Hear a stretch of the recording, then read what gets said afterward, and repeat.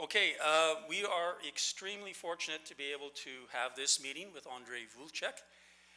He made a special trip to Canada to attend a peace conference in Regina and was able to include this stop in Winnipeg. So we're very happy that that's happened, because as you will see, André has a very important analysis of the current situation. We had an informal get-together with him yesterday evening, and it leads me to say that his depth of knowledge is based on his experience and his engagement in the work, and actually being on the front lines of the political struggle in various countries and places. So his analysis, the strength of his analysis, comes from that. And he profoundly challenges, as you will see, I'm sure, in tonight's talk,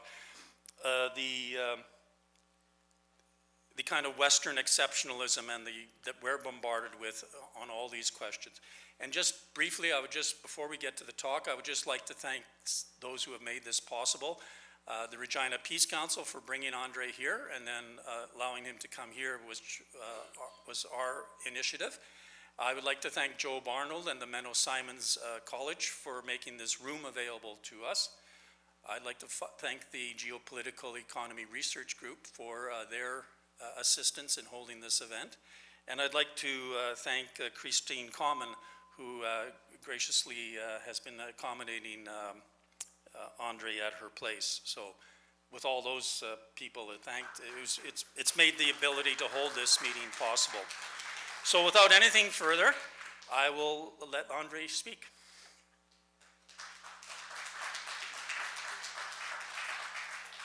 Good evening.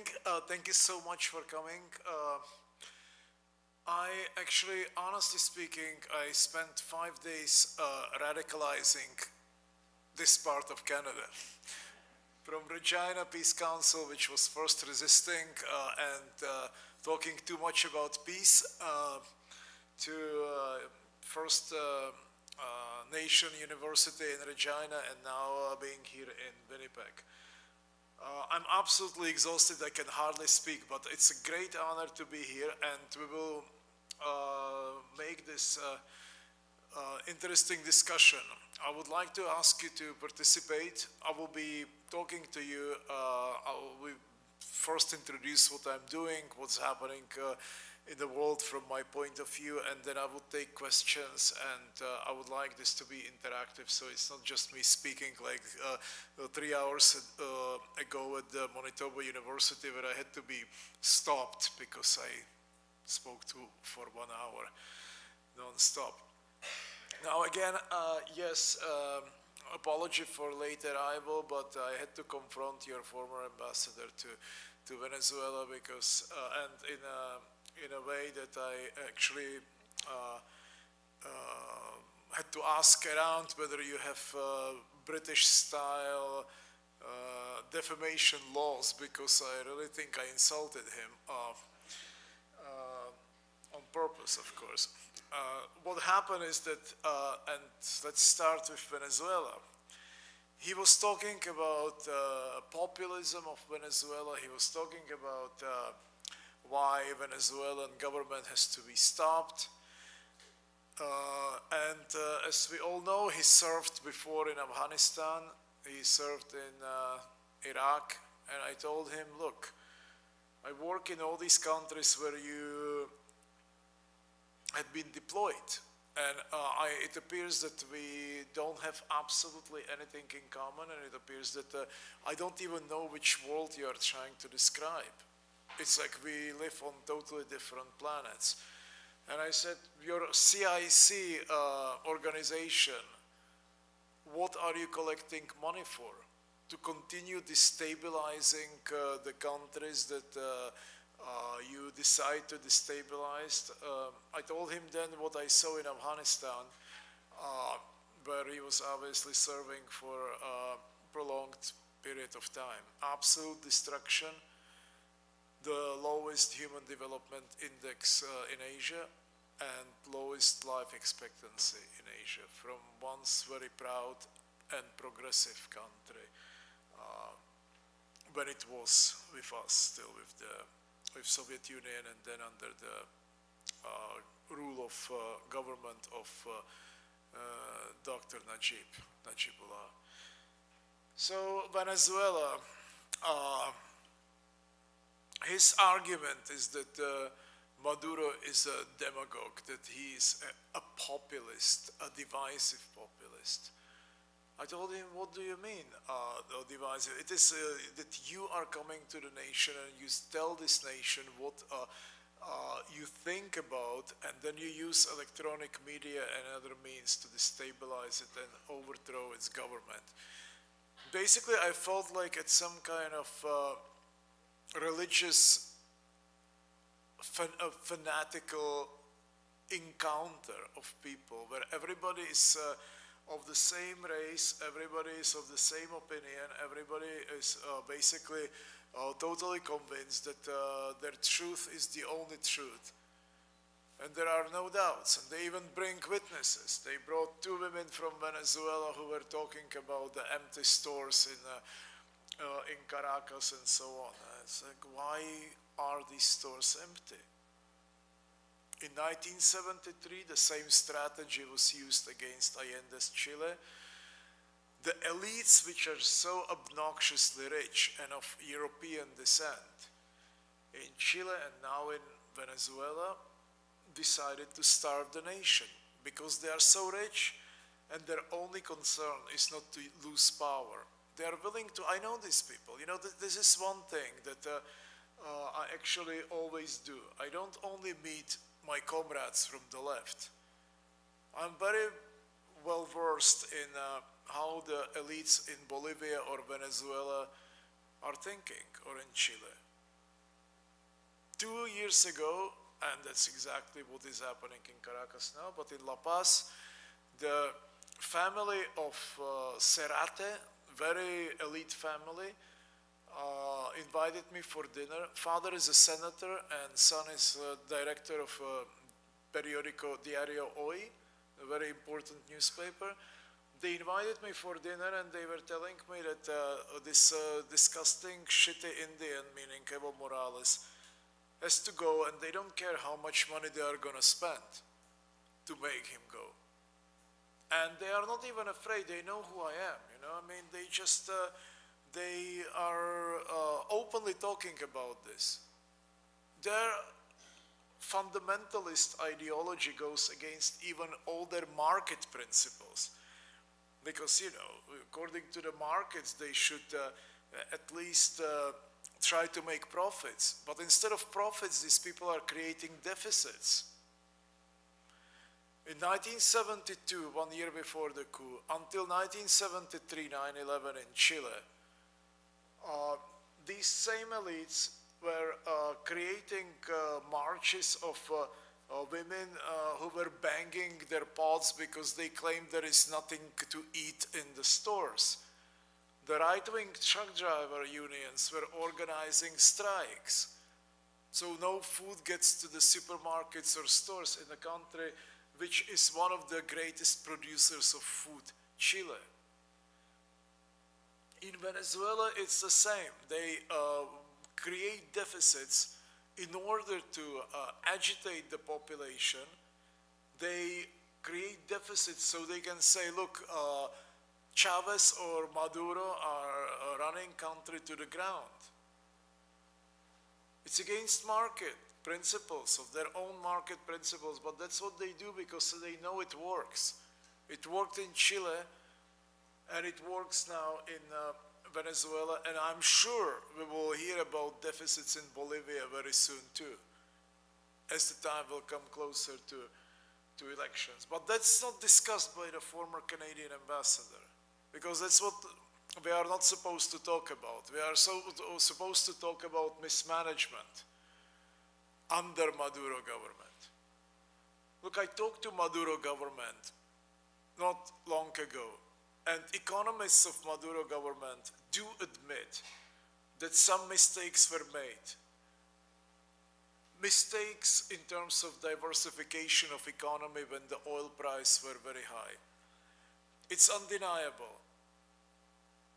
But we all know, those of us who followed Venezuelan revolution from the beginning, that people in the government of a revolutionary Bolivarian government just did the best to share the wealth of Venezuela with the poor people and with Latin America, with the Latin American countries all around.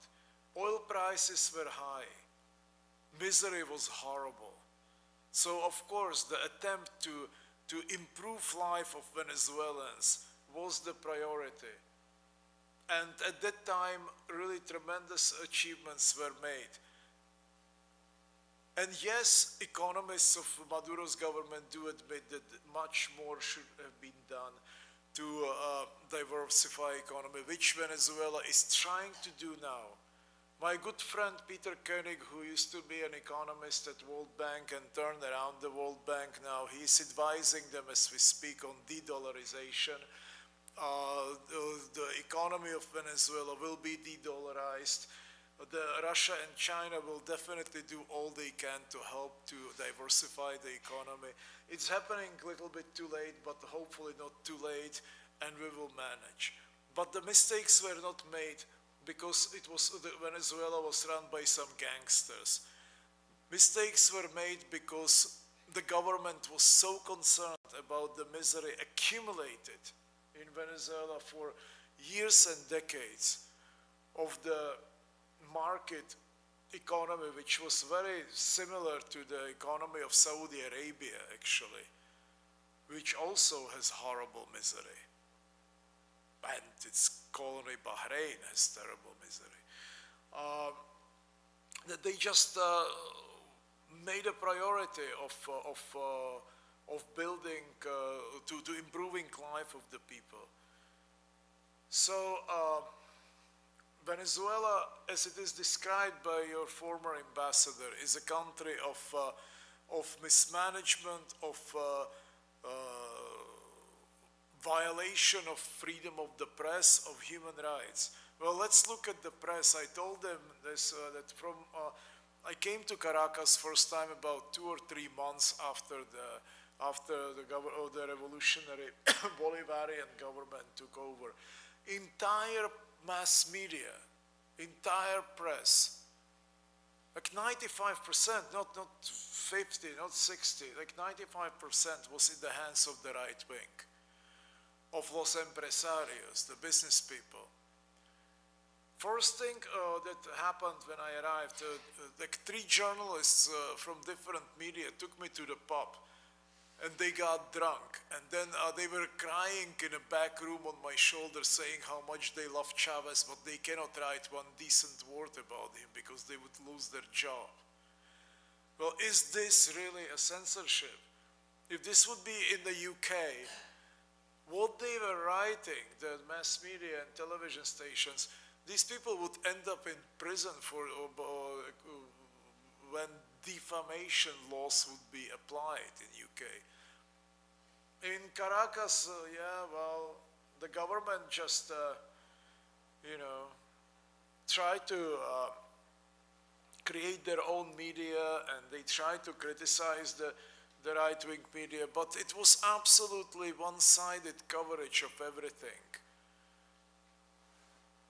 It went so far that in many newspapers, they would use Reuters and AP and Agence France Presse to describe their own country. So instead of writing their own news about their own country, they would just take a coverage of the press agencies from the West. That's how absolutely ridiculous the whole thing was. But the West kept yelling that it is actually a dictatorship and that there is no freedom of the press. Well, what bigger freedom of the press? And you of course know about the plebiscites, elections. I mean, there is no other country in Western Hemisphere which would be putting every single issue, every single change to debate, to plebiscite. But as my friend in India, Arundhati Roy, once said that boys are girls and black is white, you know, and cows are pigs. If you have a really democratic country, the gets described by Western mass media as a dictatorship. And that's what I heard today again from the Canadian ex-ambassador to Venezuela, who is so proud about using electronic media to create subversion and dissent. And I told him, you do the same in Syria, you do the same everywhere. Aren't you really embarrassed to do this? And to give the credit where credit is due, at least here in Canada, you can do this at a public meeting. I think in the US I would be probably arrested or something, or at least kicked out. But you are Canadians, and I'm actually, honestly, I shouldn't say that, but I'm honestly impressed by being in Regina and here, because comparing this to the US, of course, here at least you can have some dialogue, and this peace movement in Regina even made it to the mainstream newspaper, no matter how tiny, and the public radio was covering the event, and just nobody, tried to break the bottle of beer over my head. So I consider this very impressive, and also I think your people are much more thoughtful than they are in the States, because I came here from South America. I was working 1 month in South America. Before I was in Claremont, California, writing a book with John Cobb, a philosopher there. I was 10 days in California, and I was absolutely suicidal, because it looks like, although the city is known to host 3 colleges of liberal art, the discussion was extremely limited and primitive. So, yes, Canada is different, and I learned it's 5 days, and I will definitely try to come back and give the hand to Regina people with the documentary film, which I promised to make about the First Nation living conditions. And but overall impression that I have here, especially after what happened 15 minutes ago, and the fact that I'm still here and the beer bottles were not flying, and I'm not sitting at some police station, is a very good sign. So I will try to come back. Now, we're supposed to talk about Venezuela, and we did. About NATO, I can tell you that I did cover all victim countries in the world, and I worked in, I don't know, between 160 and 170 countries. I wrote enormous book which is called Exposing Lies of the Empire, where I basically went to every part of the world, from North Korea to Zimbabwe to everywhere. And I created a mosaic of what actually the West is doing and what are its methods in overthrowing uncomfortable regimes, although I'm calling the Western regime these days, so governments. And the book would have 1,000 pages, except that the printer refused to print 1,000 pages, so we had to little bit reduce the font and make it 840.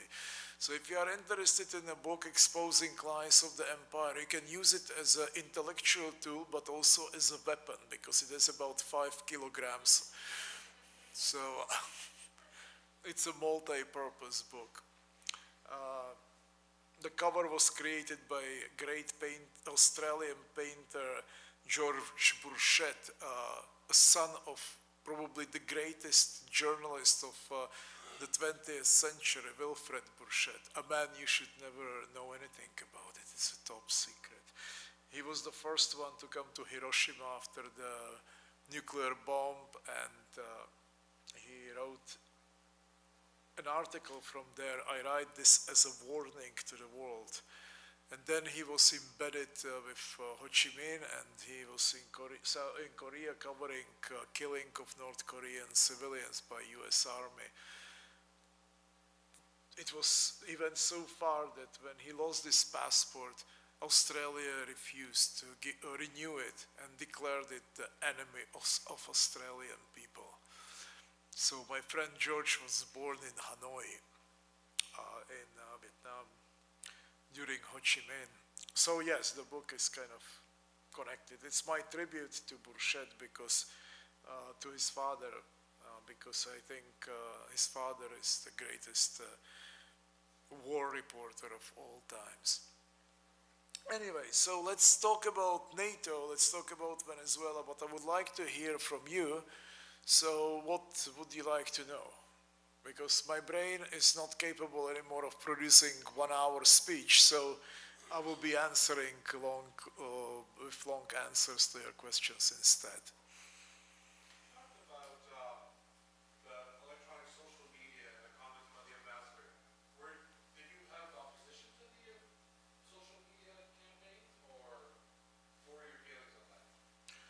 Electronic campaign actually brainwashed already people in North Africa, Ukraine, also in Syria. It's extremely deadly weapon. And I mentioned it to him, he didn't react to that because he probably had nothing to say.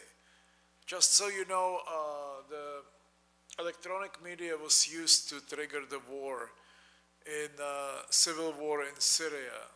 And I know many kids from Homs, from the city of Homs where the conflict started. And they are very honest with me, you know, some are in Syria, some are in Beirut, we meet in Beirut, we meet in Damascus, we meet in Homs. And they are very open about this. They said, look, I mean, there were problems in Syria, undeniable problems. And we did go to protest for improving of our life, but our movement was immediately kidnapped because we got encouraged and we got bombarded by social media, by electronic media. We got glorified, we were made into heroes, we were told eventually how to operate these protests. Many of these kids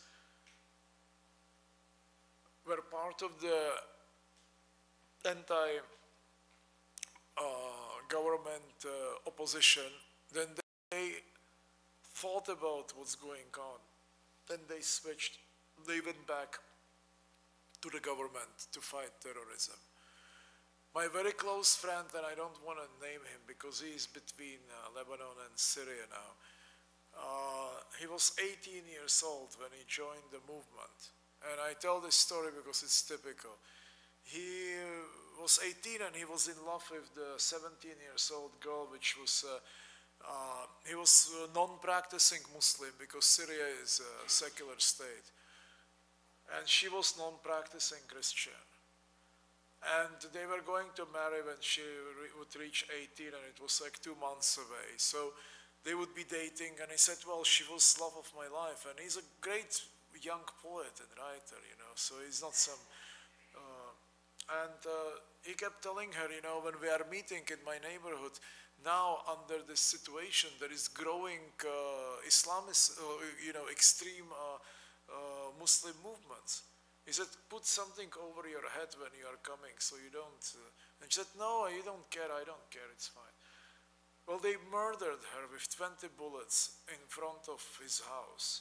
So she died in his arms. He said, well, at 18 my life was over because she was my second half.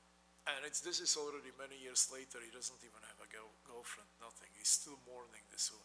He turned to absolute staunch supporter of the president because he understood in a very young age what the West is really trying, and Saudis and Qataris and Turks, what they are trying to really do to his country. And this is not unusual case. It's not that close people would die, but many died. You know, this war divided families, it divided cities, it radicalized everybody. So the that somebody would lose fiancé like this, of course, is not typical, but the fact that people would think about what they have done with this opposition and come back where they were before, meaning to be secular Syrians supporting the government. That's a very normal process, which nobody tells you about this. But this is happening. And this is how the government survived. This is how Syria survived. It survived because people understood, and because as former Minister of Education told me, he said during all this time that we fought, and he's a writer, novelist, he said for me Ministry of Education was Ministry of Defense. And when I was working now with the villages occupied just recently until 2 months ago by ISIS and al-Nusra, that's also what you would hear from people. They would say these groups that the West created and injected into Syria, they were groups that were spreading darkness and ignorance. Our weapon was to educate people, educate children. And that's really how things went. But the West is spreading this information through the media, through social media, through all this. So it's in Syria, in Venezuela, during the so-called Arab Spring as well. So it's a deadly weapon. You know, we all want to be cool, especially when we are 18, especially when we are 17 or 19, and they tell you, well, to be with Bashir Assad is not cool, it's boring, it's stupid. You know, I mean, that's precisely how they operate on a very primitive level. I know because I was victim of this too. I'm a Soviet boy and I grew up in Czechoslovakia at some point. They brainwashed me to the point that I left the country as a dissident when I was 19. It took me 2 years to understand really what I have done.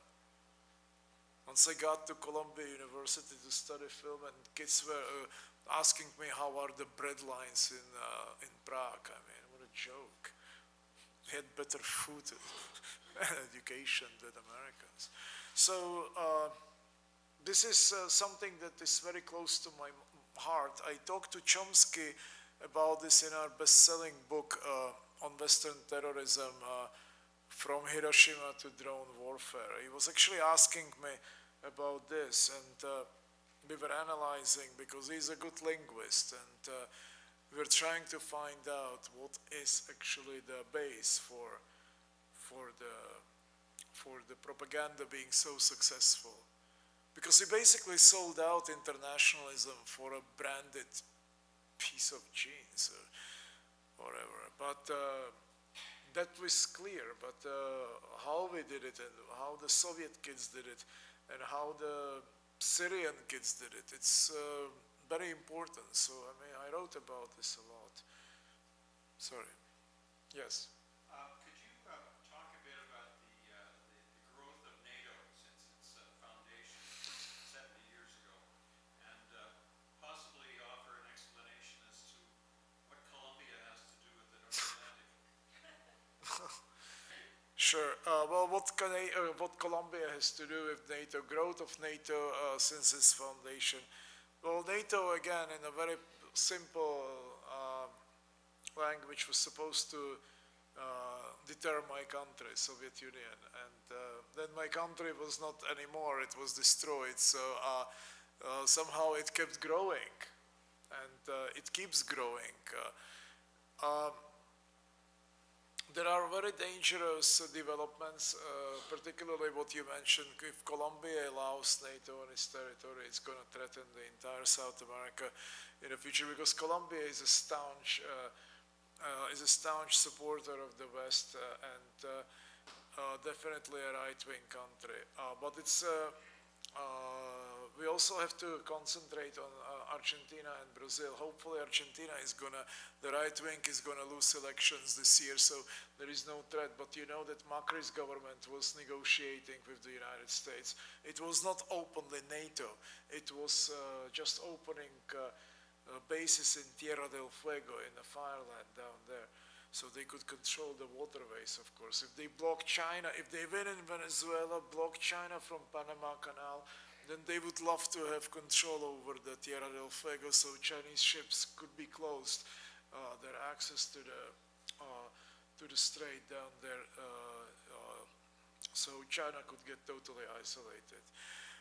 Brazil, Bolsonaro is openly talking about joining, you know, and it's easy to join. It's difficult to leave, I guess. So we have 3 countries that are very seriously considering joining NATO. So we can do nothing about Colombia. That's like mala yerba, the bad grass, as we say in South America. But in Argentina, probably Macri is going to lose, and the Macristas are going to lose. And in Brazil, hopefully, Bolsonaro is not going to reach the end of his term as a president. I think he will be kicked out very soon. Yes?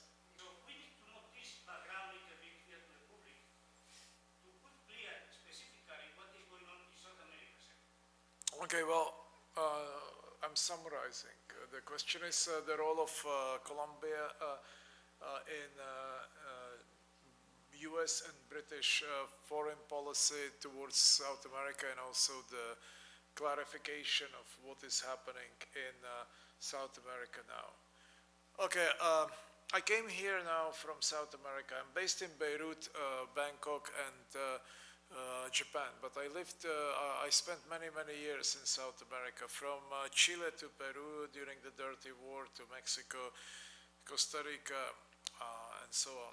I covered many, many conflicts, and I'm very close. I just came here after 1 month of being in Chile and launching my book with Flom publishing house, Contra el Imperio, and after my film on North Korea won some prize in Santiago Film Festival.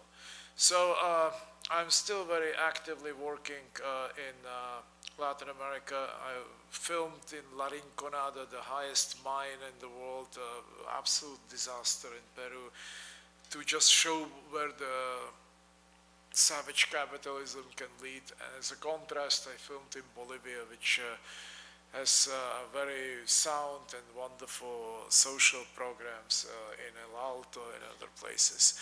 So I'm still with Latin America, I'm still there. And I have to admit, I had this question before in Santiago 2 weeks ago, and with very heavy heart I had to say that there is hardly any solidarity in South America. There is no internal solidarity because societies are divided. We see it in Venezuela, we see it everywhere. They are divided between the elites of European descent and the population which is either indigenous or mixed or too poor to qualify as anything. We also see division and even the left wing, and that's the most painful thing, even the opposition, the left wing, is of European descent. So very often in a country like Chile, you sit at the elite intellectual publishing house. Your translator, like mine, is a greatest academic, 90 years old, 94. And you basically have a debate between the left wing, which is European, and right wing, which is European as well. And you want to ask, what about Mapuche? What about others? Colombia, of course, played very destructive role historically. But in a way, so did Chile. During the Falkland Wars in Argentina, Chilean territory was used for spying for UK. The antennas were at the border, and it was part of the, or if you see now the biggest one of the most dividing parts is access to the Sea of Bolivia. My God, Chile cannot give them even 10 kilometers they want of access to the sea after Chile joined the forces with UK during the Guerra del Pacifico, the War of Pacific, and basically screwed both Peru and Bolivia, but especially Bolivia. And it's not any better with socialist government or pseudo-socialist government of Bachelet before it's, or with right-wing Piñera now. It's so divided that until now, when I had to fly to Santiago from La Paz, I had to fly north to Peru, and then there are no direct flights. It's almost diplomatic war. When Nicaragua was screaming and being destroyed, Costa Rica and especially Honduras were fully supporting the Contras and the Western invasion. So now we see when Cuba was the only country still standing when everything collapsed, when Soviet Union decomposed and Russia did under Yeltsin was not fulfilling even its economic obligations. It was China that bailed out Cuba. And they hate to hear it, so when I was writing it, they were confronting me, and it went so far that Fidel Castro, in his reflexiones, had to write that I'm correct. And that was the end of conversation. There are other examples. What is happening now with Venezuela, the isolation of Venezuela, is scandalous. It will be us again, Russia and China and Iran and even Turkey, that will help Venezuela to survive. Because the left very often in Venezuela, especially in the rich countries, is so influenced by the anarcho-syndicalists and other couch potatoes from the West that they are all sitting there and they're crying over the fate of Venezuela, and they cannot even pick up their ass and put $10 to Venezuelan embassy to help. It's true. I'm sorry to say it. I'm very disgusted after this month. It is back like to when Cuba was suffering and fighting for its survival, and nobody did anything. It's very similar to European left, you know, which is finished.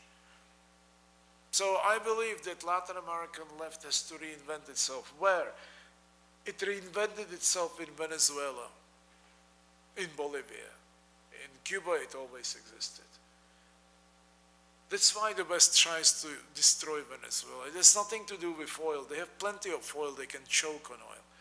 It's about control. I wrote about it, how they destroyed Libya over the Pan-Africanism, how they tried to destroy Syria over, Pan-Africanism, Syria over Pan-Arabism, and Indonesia over non-allied movements in '65.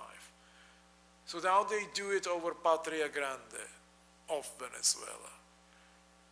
They do it because Venezuela symbolizes, like Cuba, it symbolizes internationalism and solidarity. They are not afraid of Chilean left or Argentinian left. Brazil, they were afraid, because Brazil was this gentle giant sitting there, not aggressive at all. They were defending every country in the region in a very, very soft way. When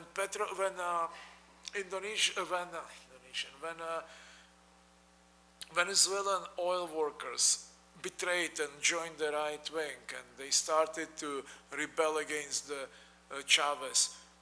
Chavez fired them all, and Petrobras from Brazil sent 3 jumbos or 2, I forgot, full of oil workers, and they helped Venezuelan oil industry to survive until Venezuela could hire new people.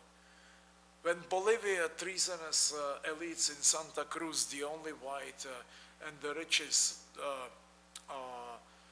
province of Bolivia at the time, threatened to declare independence, Brazil said it will send the troops because it's not going to tolerate decomposition of the neighboring fraternal country. Brazil would never allow under PT Partido de Trabajadores, Workers' Party, would never allow this bordello that the West is doing to Venezuela. And notice what happened with the military of Brazil. They sent Bolsonaro to hell when he began threatening to help to invade Venezuela. They said basically, oh, no, this is not going to be, a Brazilian army is not going to be used for that. And it's a beginning, right from the beginning, it's a beginning of the end for Bolsonaro. Why? Because Brazilian army is so close to Venezuelan army. And also because of the very petty but good for us reason, because some captain or whatever he was, Bolsonaro in the army, is not gonna dictate Brazilian army what to do. So there is a hierarchy. But mainly, it is the solidarity with the Bolivarian liberation, Bolivarian army. So yes, there is a lack of solidarity, but also it's not everything is lost, because there are some flickers of hope of what we had 5 years ago in Latin America. So there are some alliances that will be respected. And we will kick out Macri this year. And Bolsonaro is not going to make it to the end of the term.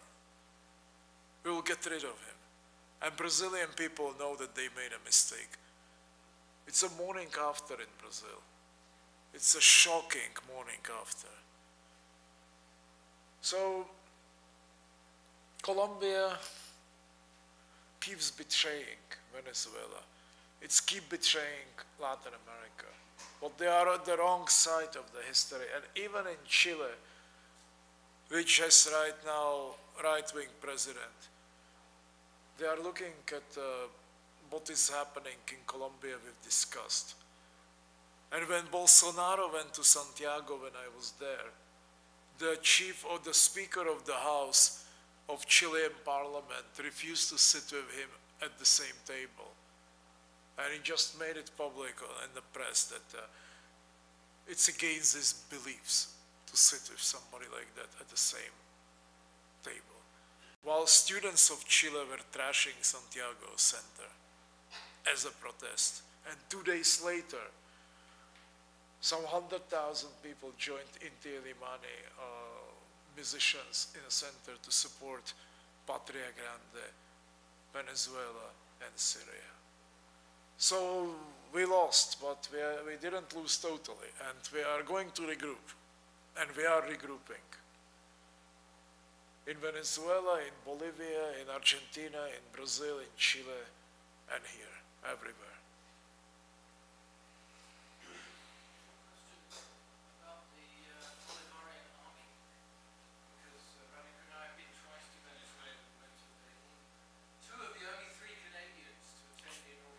Really? And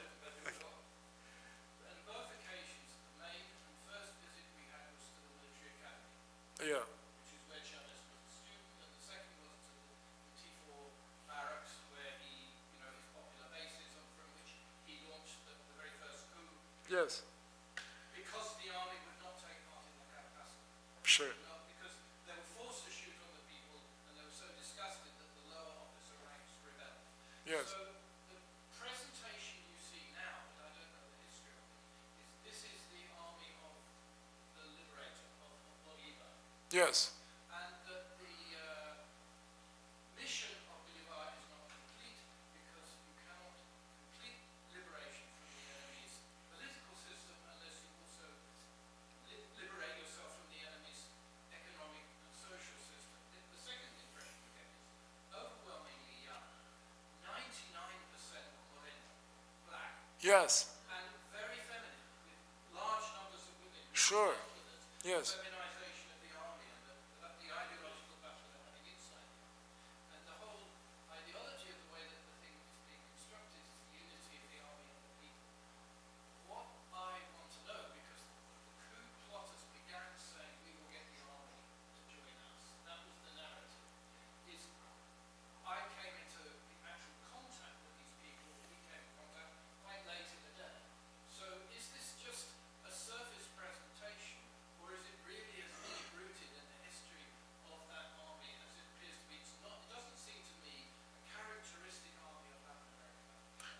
Is Venezuelan army, the question is Venezuelan army actually egalitarian army which has people of all races and also women and that is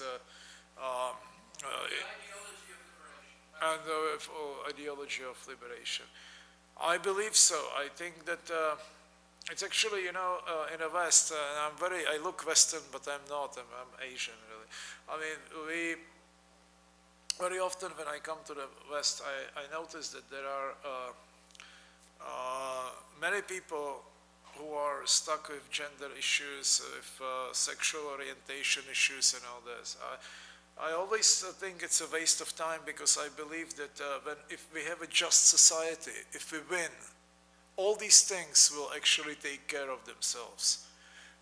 If we really manage to, you know, create a society that is egalitarian and just for everyone. So the same thing you see in the army. If you start building socialism successfully, all these things take care of themselves automatically, like a participation of women or minorities in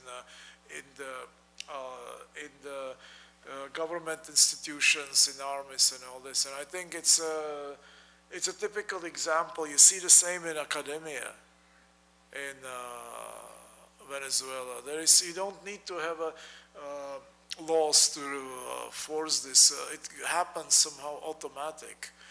I see it with Telesur.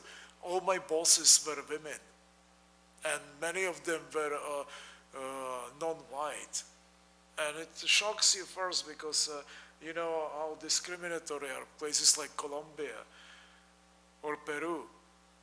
But you get used to it immediately, like one day, and I take it for granted.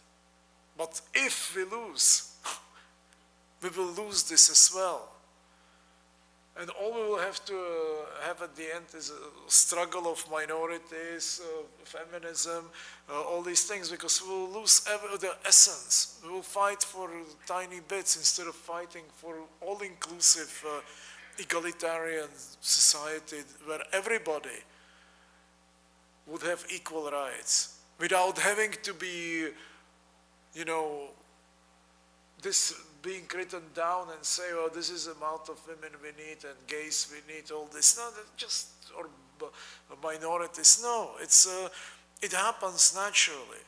People are equally intelligent and they are equally creative. So, yeah. The point is that because Venezuelan society is dominated by a white elite, Yes. with masses that are Moreno and Aboriginal. So what I'm really saying is the composition of the army is visibly the composition of poor people. Not a minority, it's a majority. Yes, So yes. what I'm saying is I find it very unlikely that such an army will be willing and possible to be used as an instrument against the people. It cannot be. That's my question. It cannot be, you're correct. It cannot be because the army, but it goes also for the government, I think. It's very unlikely that the country would betray its government, which gave majority such a voice, and such rights. The same with the army, as you're saying. I cannot imagine, I don't know how to define it, but the black Venezuelan captain defending to Guaido's camp. It's unthinkable. Unthinkable. Yes? We know now personnel, specific personnel in the embassy. Answer to me that, please.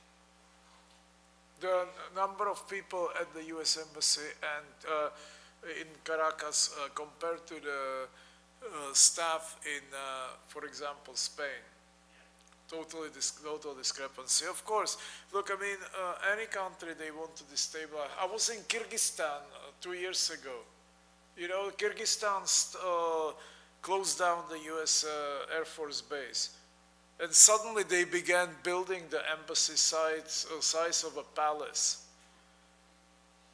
They all moved there. They left the base, but they moved to the embassy. So suddenly Kyrgyzstan, tiny Central Asian country, had many more personnel than what you are describing are in Madrid.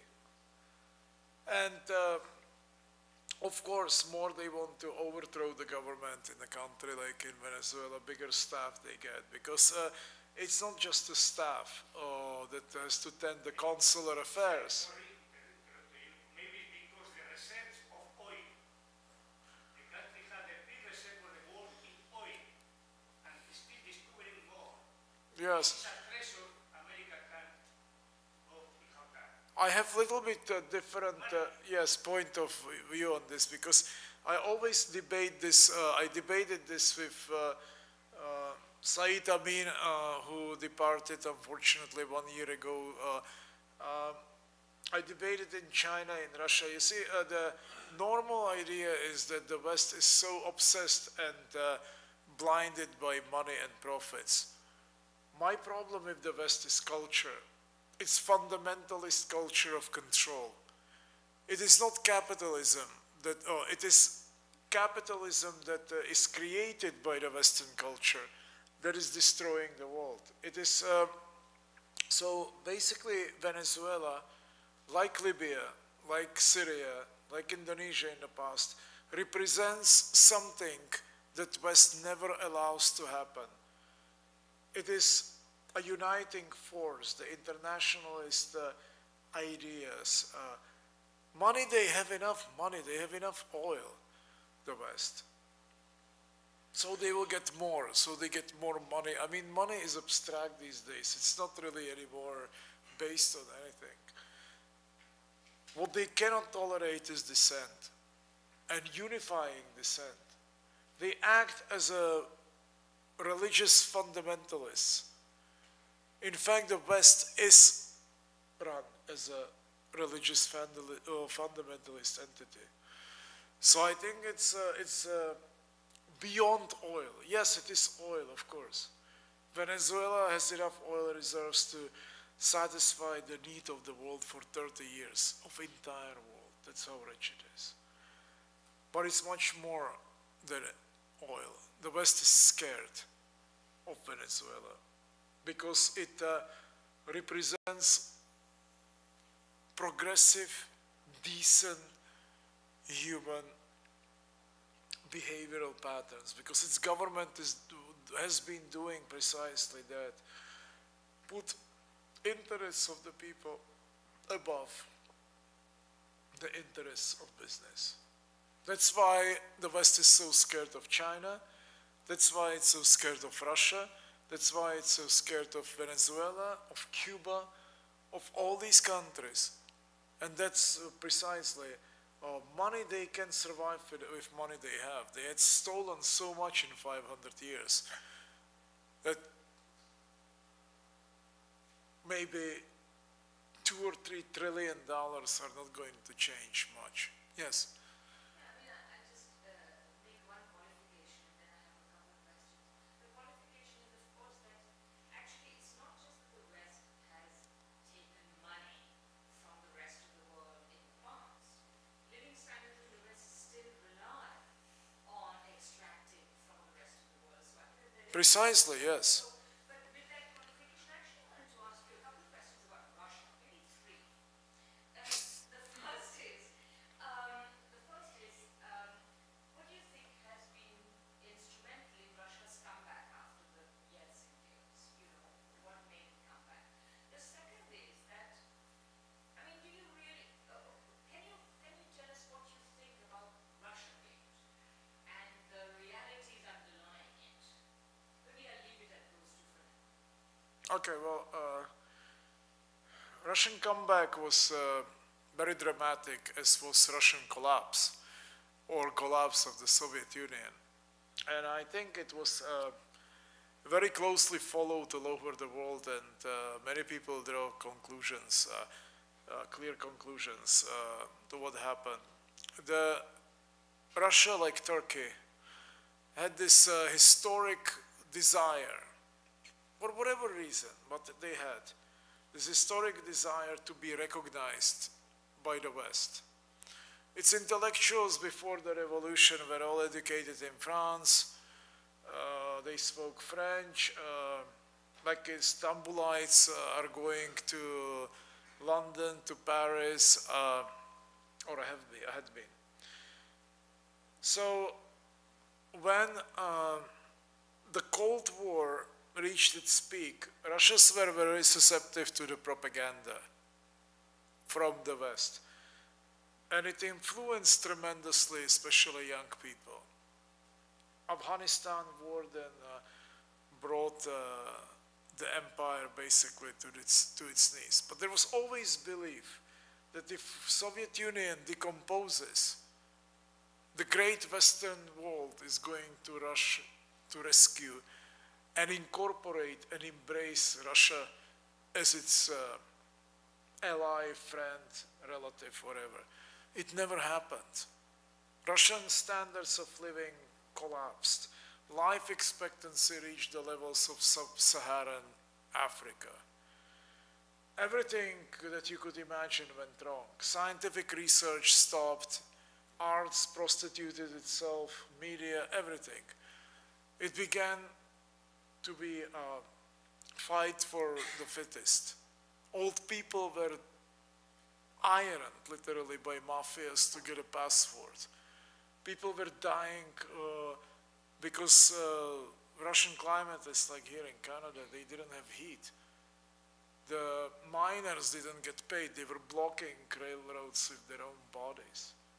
Teachers didn't get paid for years. I witnessed Soviet scientists from Novosibirsk in a bitter cold selling their libraries in the underpass of metro. It was horrible. And the West didn't just didn't come to rescue. West cleaned Russia. And I know it. How I know it? Because I was digging money too at the time. I was a simultaneous UN interpreter.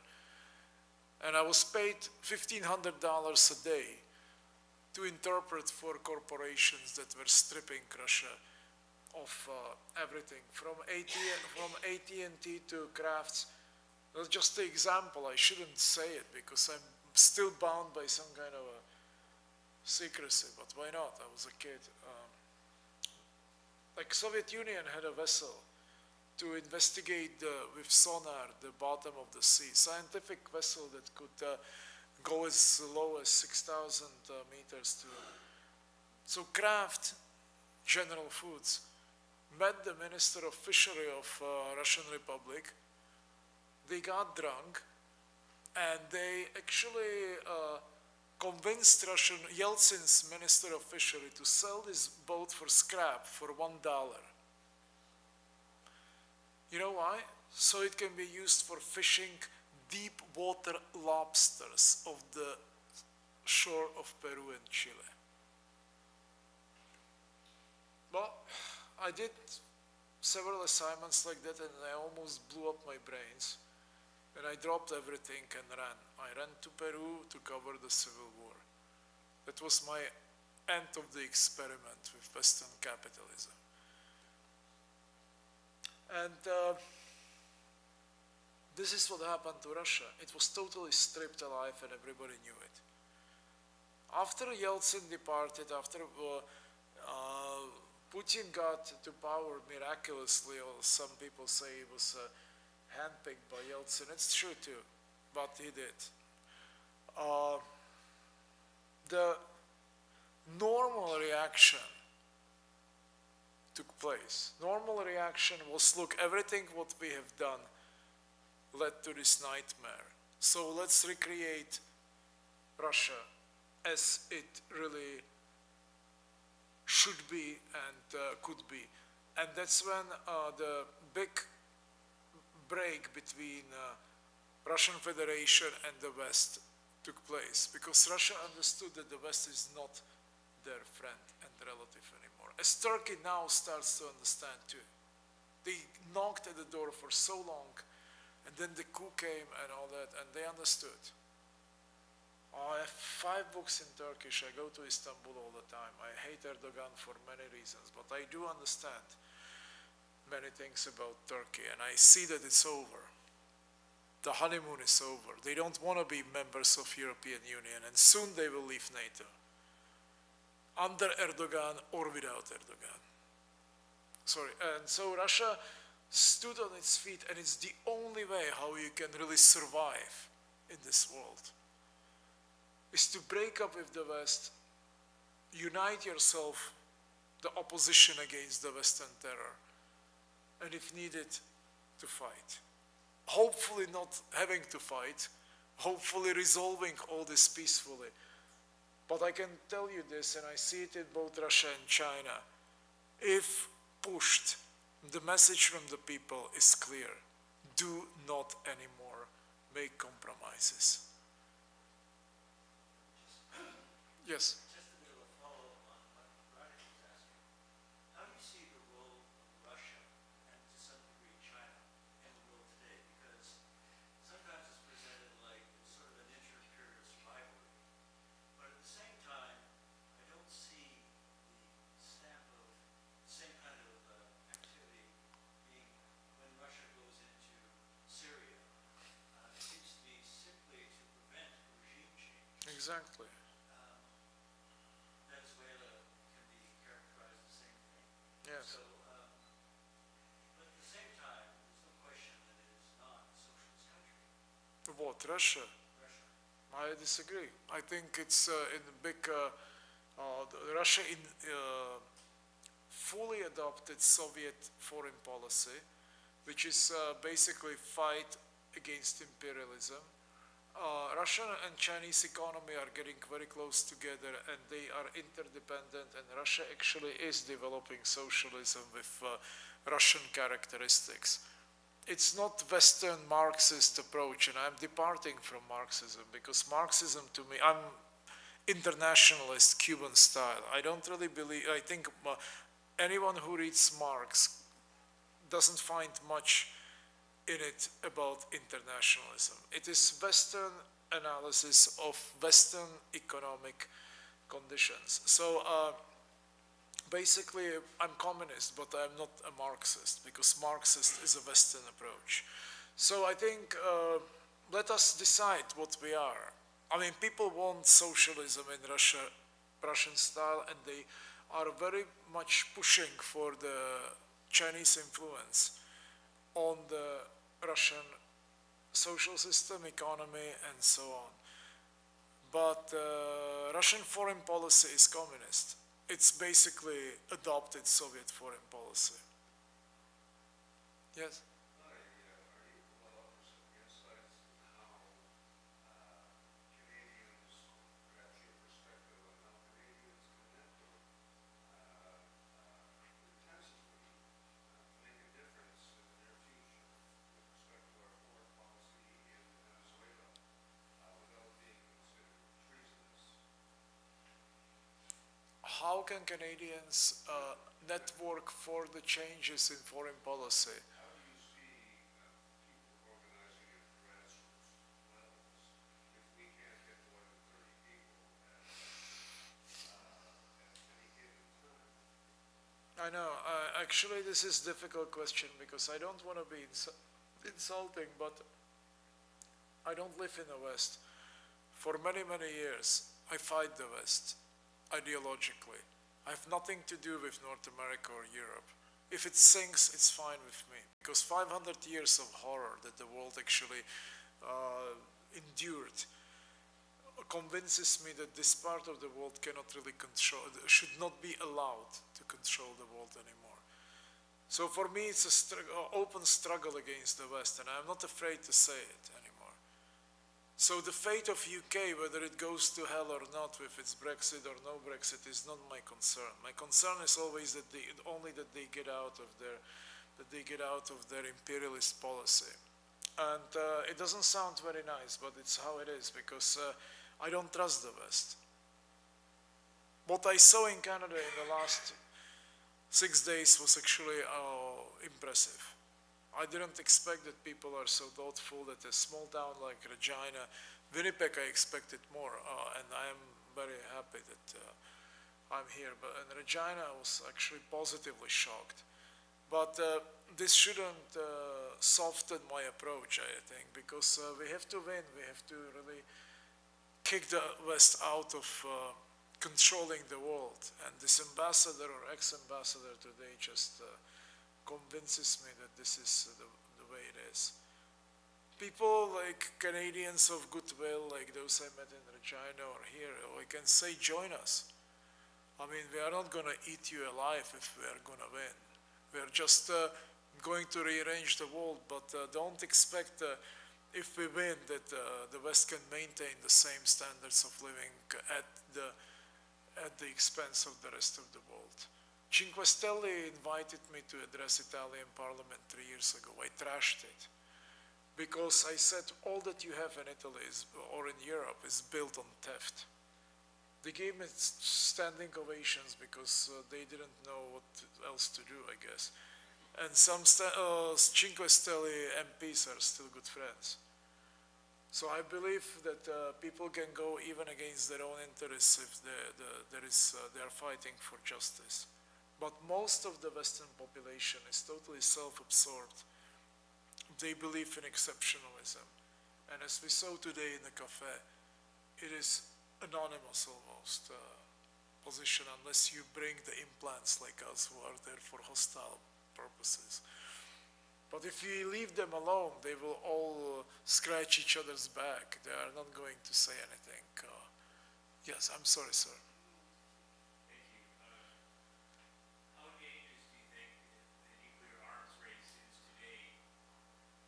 The renewed arms race. How do you explain China and Russia's attitude to the new treaty to abolish nuclear weapons? Which treaty? Sorry. How do you explain the attitude of China and Russia to the treaty to abolish nuclear weapons? Why did it take until 2017 to start that process of a treaty to abolish nuclear weapons? Well, it was actually the China and Russian attitude towards the treaty and nuclear treaties and the banning of the nuclear weapons. Look,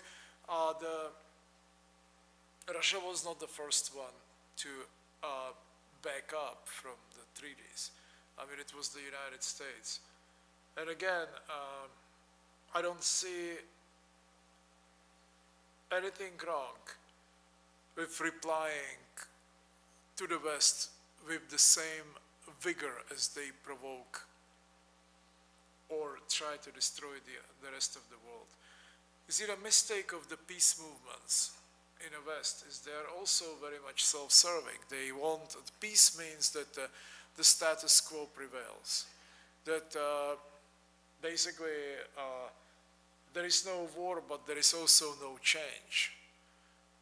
If there is no war means that we will keep controlling the world and economy and all this, but and we will just, there will be no bombs falling on Toronto or no bombs falling on Paris. That's their peace. I live in totally different reality. I live on all continents of the world. I lived in Samoa, in Africa, in Vietnam, in South America, everywhere, now in the Middle East. I know how the war looks. It's not always these bombs and everything. It's a misery, it's an absolute submission to the Western interests. I don't want it. Most of people don't want it. They just don't know how to fight it. So let's go back to great, I think it was Gramsci who said that it's better to die standing than to live on one's knees. I think many people said that. So I really think that Russia and China should never succumb to this attitude of the centuries and decades of so-called humiliation. I think they stand by the countries that are being destroyed or intimidated by the West, and I think it's fine. If they are going to fight the West and attack, their people have to die too. That's the sad reality, but it's a reality. It should not be only us dying. Russia lost tens of millions of people because of invasions, from Scandinavians to Americans, English, Germans, you name it. Even nations like Romania, Poland, or Czech Republic, which controlled the Trans-Siberian Railroad after the revolution, participated. China went through the history of so-called humiliation when the entire greatest nation on earth was reduced to crap. When French and Brits ransacked Beijing in unison, divided the nation. Nobody wants this anymore. We never invaded Europe. China never invaded the United States or France or UK.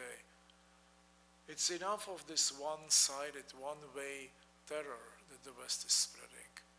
So the peace movement, real peace, is going to be achieved only on our terms too.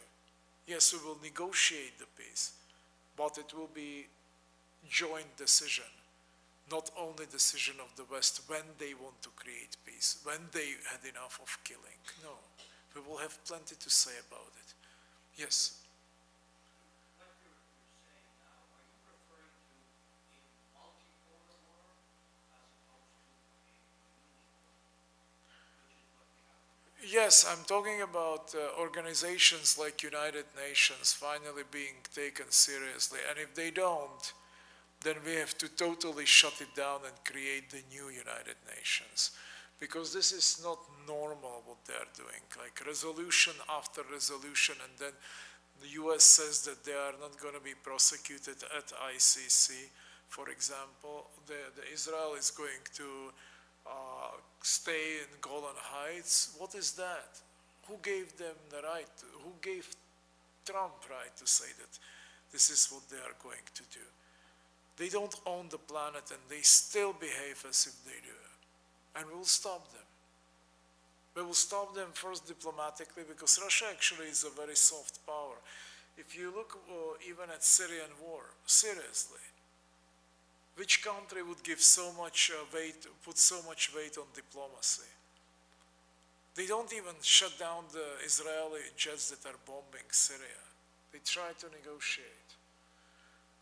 So we will try as much as possible to solve things peacefully, but it's not going to be like before. And China and Russia are now getting involved in Venezuela, and we will fight for Venezuela if necessary. Unfortunately, nobody else will, but we will. And we will support Iran if it will get attacked. I met with many friends in Iran, and it's just scandalous how the West imagines Iran. I know North Korea. I'm tired of this propaganda against these countries and portraying them like some kind of animals. It's not true. These countries went through hell because of colonialism, embargoes, and everything. They deserve. If the West has nuclear weapons, then North Korea and Iran deserve them too, because Iran never attacked anybody. It was colonized, its governments were overthrown, like Mossadegh's government in 1953. The West unleashed Iraq against Iran, million died. Halas, enough. And they will fight. They are not going to get another million people massacred by proxies. General Soleimani said that if Iran is attacked by the West from Saudi Arabia, they will wipe out Saudi Arabia. They are not going to sit there and just let the bombs fall on it like on Iraq. Million people died in Iraq. We'll fight. They will fight. We will fight. Doesn't sound very nice, but I think the West had enough of their peace. We want peace too. Yes? Just wanted to say something to the gentleman who asked what we can do, because I think there's a lot that we can do, there's a lot that's changing. Yeah. watch our media too. Don't watch only your own media. I mean, isn't there any curiosity left in this ISIS-like part of the world, which is Europe and North America? It's you are all feeding from the same imams of media here. It's not really. I mean, we have powerful media tools. We have RT, we have Telesur. It's all in English. Press TV. You just choose. Challenge the media, and the third thing is very simple. Canada should leave the Lima group. Yeah. Absolutely no business intervening in Latin America's affairs with Bolsonaro, with Honduras, who sent their president scooting at gunpoint in the morning, with Ecuador, who has denied its president the right to stand again, with Colombia, that had 376 human rights violations, people murdered by Racial animosity. Get out! They should get Yes. out. Yeah. Just say that. Racial animosity. Yeah. And join leave the leagues. I mean, I'm back and forth in Mexico, and I just covered the Obrador's demand for Spain and Vatican to apologize for the crimes. I think Mexico is a wonderful government. I'm very close friend with the shadow foreign minister of Mexico, who cannot be actually a minister because he was born American, John Ackerman. He's from UNAM University. He gave up his US citizenship to become Mexican, and he's married to a lady who has the toughest job in Mexico.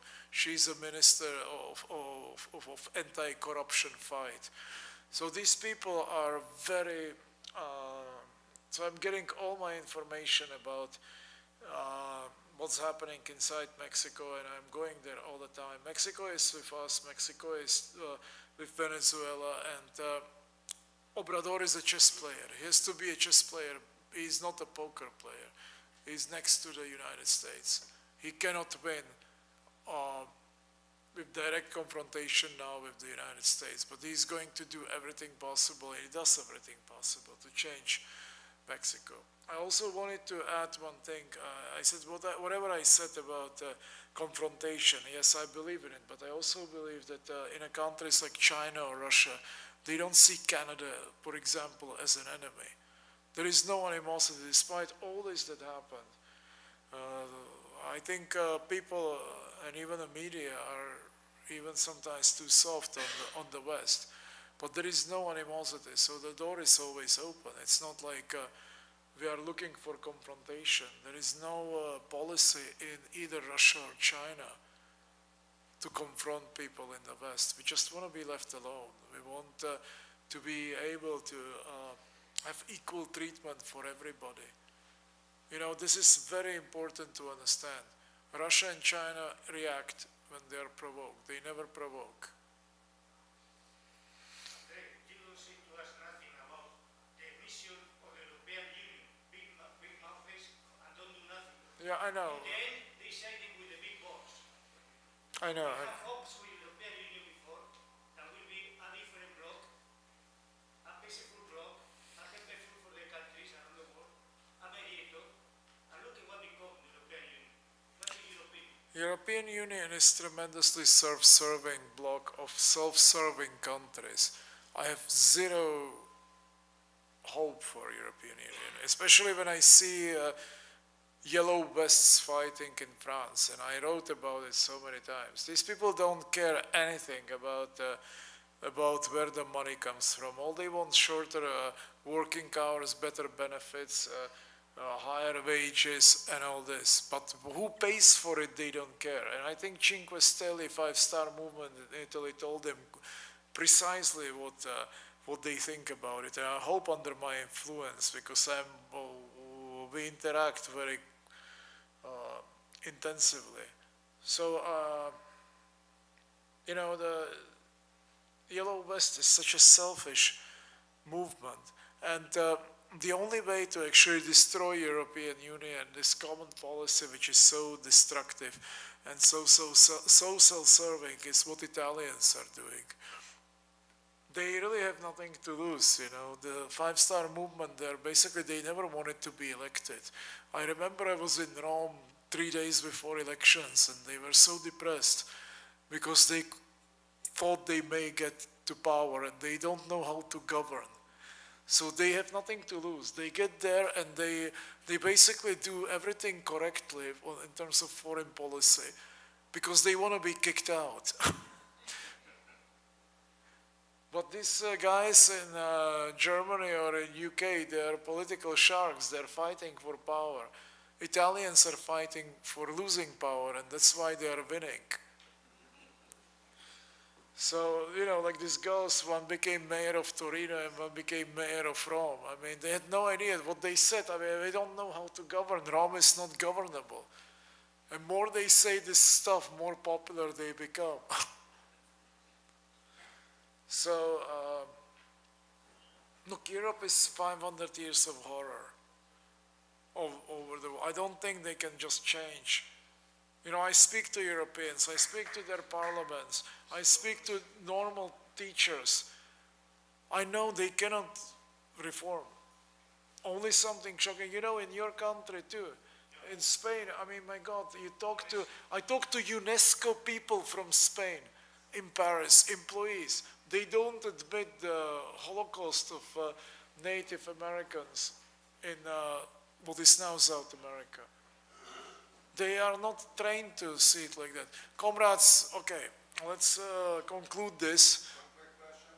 Yeah, I want to thank you very much for your clean and concise, conscientious perspective on this. You don't get enough of that here. thank you. It is appreciated big time. Thank you so much. It's a pleasure to be here. So maybe when I do the film on First Nation horrors in outside Regina, maybe I will come here and give another talk. It's next door, 50 minutes flight on propeller. So I want to thank André for coming here and for giving us our talk.